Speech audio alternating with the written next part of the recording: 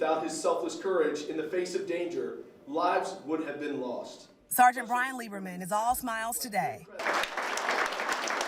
humbly accepting the Soldier's Medal inside the 82nd Airborne Division headquarters on Fort Bragg. His selfless act of heroism now being recognized. It was surreal. I felt like I had woken up the next day from a crazy dream.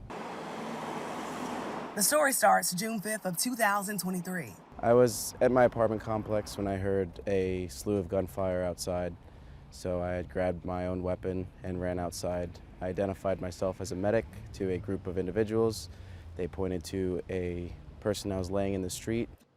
The Army medic was forced to get creative until his roommate later showed up with medical supplies. I was using a Food Line grocery bag as a makeshift chest seal. She was shot in the lower back, and her breathing was affected, so I was trying to seal off that wound. The then specialist told me he reverted back to everything the Army taught him. His adrenaline pumping as gunfire rang out again while he was treating her. This time, shots were fired at him and the victim. He returned fire. I threw myself over the girl when we began getting shot at again to almost use myself as a shield to her so she wouldn't get shot again. He draws inspiration from his mom, who is a nurse, and dad, who worked as both a paramedic and police officer. The Fort Bragg soldier grew up watching them as selfless servants, helping strangers, so the apple didn't fall too far from the tree. Lieutenant Colonel Ryan Bakey was the commander of Sergeant Lieberman's unit at the time. Incredibly proud of the act of heroism he displayed.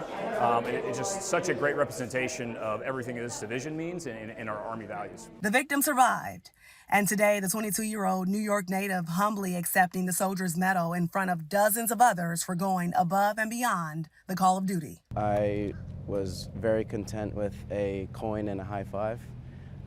I don't see myself needing a medal.